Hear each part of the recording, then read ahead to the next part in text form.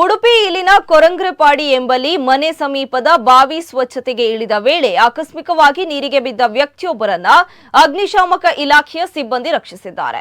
ಕೊರಂಗ್ರೆಪಾಡಿಯ Ballal compound ನಿವಾಸಿ ಶ್ರೀಶ ಬಲ್ಲಾಳ್ ರಕ್ಷಿಸಲ್ಪಟ್ಟವರು. ಶ್ರೀಶಾ ಅವರು ಮನೆ ಸಮೀಪದ ಸುಮಾರು 35 ಅಡಿ ಆಳದ ಬಾವಿಗೆ ಸ್ವಚ್ಛತೆಗೆಂದು ಇಳಿದಿದ್ರು. ಈ ವೇಳೆ ಬಾವಿಯಿಂದ ಮೇಲೆ ಬರುವಾಗ ಕಾಲು ಜಾರಿ ಬಾವಿಯೊಳಗೆ ಬಿದ್ದಿದ್ದಾರೆ. ಮನೆ ಮಂದಿ ಅಗ್ನಿಶಾಮಕ ದಳಕ್ಕೆ ಮಾಹಿತಿಯನ್ನ ನೀಡಿದ್ದಾರೆ. ಸ್ಥಳಕ್ಕೆ ಬಂದ ಉಡುಪಿ ಅಗ್ನಿಶಾಮಕ ಇಲಾಖೆ ಸಿಬ್ಬಂದಿ ಶ್ರೀಶಾ ಬಲ್ಲಾಳ್ ಅವರನ್ನ ಸುರಕ್ಷಿತವಾಗಿ ಬಾವಿಯಿಂದ ಮೇಲಕ್ಕೆತ್ತಿದ್ದಾರೆ.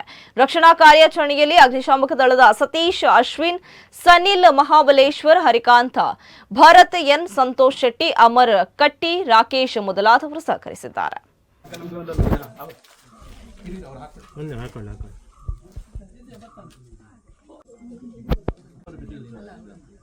ಬರ್ತಾರೆ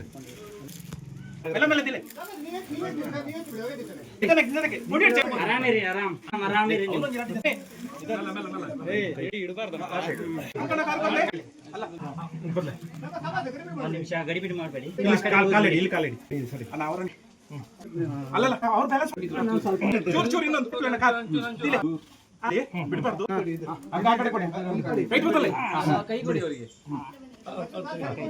ಈಗ